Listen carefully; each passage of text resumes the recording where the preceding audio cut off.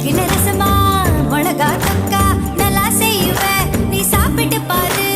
நண்டு வறுக்க தெரியுமா கோழி பொறுக்க தெரியுமா ஆட்டுக்கால நசுக்கி போட்டு சூப்பு வைக்க தெரியுமா ஏன் இடுப்பு ஓரமா இருக்குதையா காரமா கண்டு நீயும் முடிச்சுக்கா எடுத்துக்கையா தாராளமா கல்யாணம் கட்டிக்கிட்டு ஓடி போலாமா இல்ல ஓடி போய் கல்யாணம் கட்டிக்கலாமா